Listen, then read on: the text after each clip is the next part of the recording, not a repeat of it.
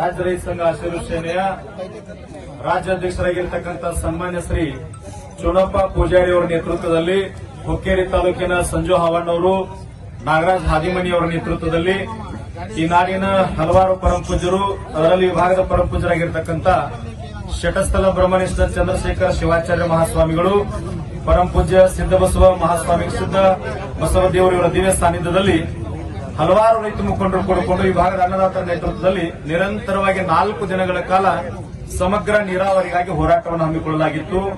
4 ದಿನಗಳಲ್ಲಿ ಈ ಭಾಗದ ಕೆಲವು ರಾಜಕೀಯ ಮುಖಂಡರು ಸ್ಪಂದನೆಯನ್ನು ಮಾಡಿದರು. ಅದೇ ರೀತಿಯಾಗಿ ಇವತ್ತು ಸರ್ಕಾರ ನಮಗ ಗೌರವವನ್ನು ಕೊಟ್ಟು ಮುಖ್ಯ ಎಂಡಿ ಅವರನ್ನ ಕಳಿಸಿಕೊಟ್ಟು ಚರ್ಚೆಯನ್ನ ಮಾಡಿ ಅದರ ಸಮಸ್ಯೆ ಬಗೆಹರಿಸ್ತೀನಿ ಅಂತ ಅಧಿಕಾರಿಯನ್ನು ಕಳಿಸಿಕೊಟ್ಟಿದ್ರು.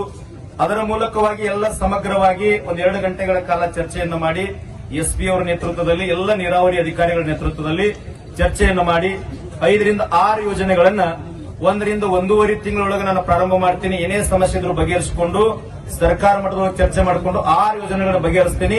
ಮಲ್ಲಿಕಾರ್ಜುನ್ ಏತ್ ನೀರಾವರಿ ಇನ್ನು ಯಾವ ಗಂಭೀರ ಅದಾವ ಆ ಎಲ್ಲ ಗಂಭೀರ ಸಮಸ್ಯೆಗಳನ್ನ ನೀರಾವರಿ ಯೋಜನೆಗಳನ್ನ ಚರ್ಚೆ ಮಾಡ್ಲಿಕ್ಕೆ 10-15 ದಿನಗಳೊಳಗ ನೀರಾವರಿ ಸಚಿವರಾಗಿರ್ತಕ್ಕಂಥ ಸನ್ಮಾನ್ಯ ಶ್ರೀ ಡಿ.ಕೆ. ಶಿವಕುಮಾರ್ ಅವರ ಜೊತೆಯಲ್ಲಿ ಈ ಭಾಗದ ಶಾಸಕರು, ಸಚಿವರ ಆದಿಯಾಗಿ ಎಲ್ಲರ ನೇತೃತ್ವದಲ್ಲಿ, ಪರಮಪೂಜ್ಯರ ನೇತೃತ್ವದಲ್ಲಿ, ಅಧ್ಯಕ್ಷರ ನೇತೃತ್ವದಲ್ಲಿ ಒಂದು ನಿಯೋಗವನ್ನ ಕರ್ಕೊಂಡು ಬರೀ ಭೇಟಿ ಮಾಡಿಸ್ತೀನಿ. ಅದನ್ನೂ ಕೂಡ ಸರ್ಕಾರ ಮಟ್ಟದಲ್ಲಿ ಗಂಭೀರವಾಗಿ ಚರ್ಚೆ ಮಾಡ್ತೀನಿ ಅಂತ ಹೇಳಿದ್ರು.